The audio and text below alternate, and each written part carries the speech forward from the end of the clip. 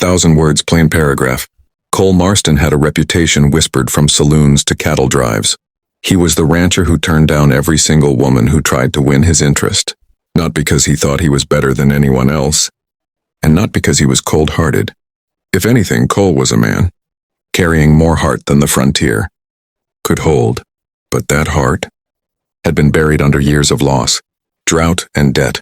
At 32, with his father gone and the ranch hanging on by the last thread of its fence wire, Cole believed love was an extra burden a man couldn't afford. He spent his days repairing corrals, riding fence lines that stretched over 1,000 acres of golden loneliness, and answering marriage proposals with a polite but steady, "No, ma'am. I ain't looking for a wife." Women from town brought him pies, blankets, baskets, even letters scented with perfume. Some were widows seeking stability. Some were daughters hoping for a proper home. Some simply drawn to the quiet mystery of a man who didn't chase any of them. But Cole refused all gestures with the same tired kindness. Nights were the worst. He'd sit under the porch lantern, staring out across the open land, hearing coyotes sing and thinking how a younger version of himself once dreamed of laughter inside a home. A warm voice by the fire, little footsteps on the wooden floor. But war had taken his younger brother. Sickness had taken his mother. Exhaustion had taken his father. And time had taken whatever hope remained. Love, he believed, was for men who had something left to offer. He didn't. All of that changed on the day he found smoke rising on the far side of his land. The sky was pale and dry, and smoke in such heat meant danger, either wildfire or trouble. Cole saddled up, galloping hard across the dusty ridge until he reached the source. What he found wasn't a fire, just the last remains of one. A burned wagon lying on its side, its wheels charred and broken. And there beside it sat a woman wearing traditional Apache clothing, holding a young boy, close while staring into the ashes, with the stillness of stone. Cole slowed his horse, unsure whether to speak. He'd seen raids, fights, disputes, and grief before, but this woman carried a different kind of silence. She wasn't panicked.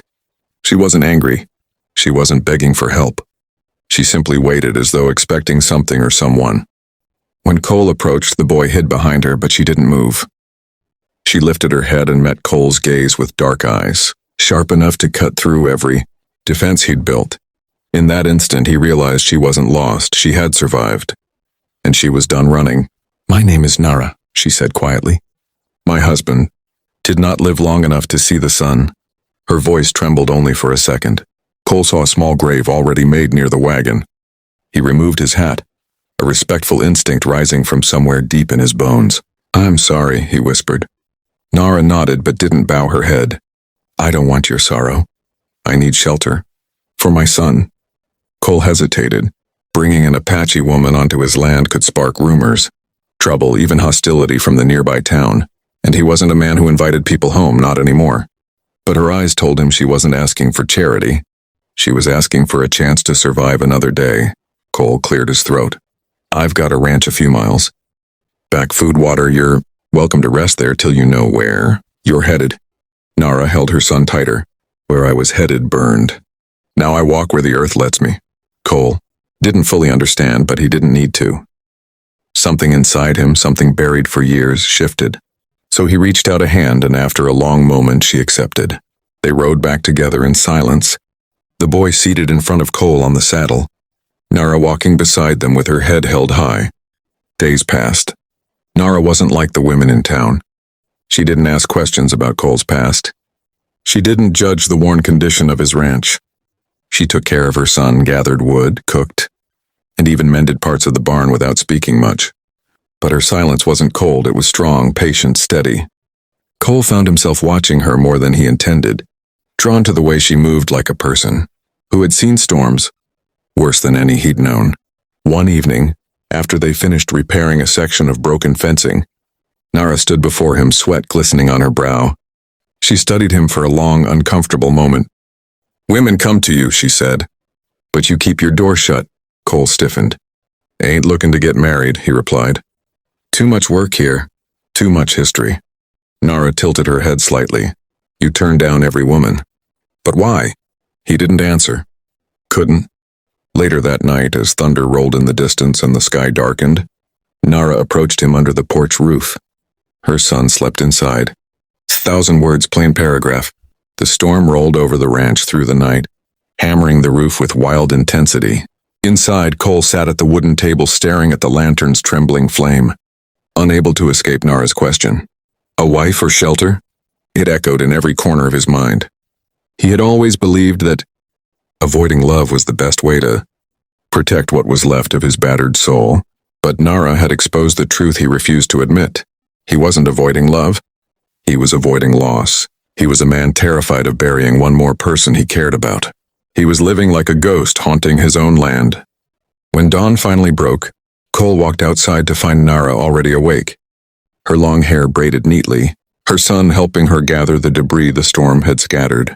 She worked with calm determination, as though storms, literal and emotional, didn't control her. Cole approached slowly, unsure how to speak to her after their conversation. Before he could say anything, Nara glanced at him. "Rain brings truth," she said simply. "Now we see the ground clearly again." Cole swallowed hard. "I ain't got much to offer you," he said. "Just hard work and long days." Nara studied him with that unsettling, almost spiritual awareness she carried. "A man who works is not empty," she replied. "A man who fears is not weak, but a man who hides loses everything before the fight begins." Her words sank deep. Cole felt exposed yet strangely relieved. He picked up a fallen board, helping her rebuild a shed wall. They worked in silence, but it wasn't the awkward kind. It was the kind that allowed two souls to feel without speaking. Days turned into weeks. Nara and her son became part of the ranch rhythm, cooking meals, tending the animals, planting a small garden near the house. Cole started noticing the boy smiling more, running across the field with the energy of a child who finally felt safe. And Nara, she began humming softly in the evenings, old Apache melodies that drifted through the ranch house with a peace Cole hadn't heard in years. One evening, as the sun dipped behind the distant mesas, Cole and Nara walked the fence line together. The boy ran ahead chasing grasshoppers. Cole kicked at the dirt, debating whether to speak. Finally, he took a breath. "You asked me something the night the storm came," he said. "About wanting a wife or just shelter." Nara stopped walking, waiting. Cole's voice trembled. "Truth is, I've been living like a man half dead. I didn't want a wife because I didn't think I deserved one. Didn't want to risk someone leaving me or being taken away again." Nara stepped closer, her eyes softening for the first time since he'd known her. "Loss comes to all people," she said, "but love comes only to those who let it." Cole looked at her, the setting sun turning her face gold. "I ain't sure I know how to do this," he admitted.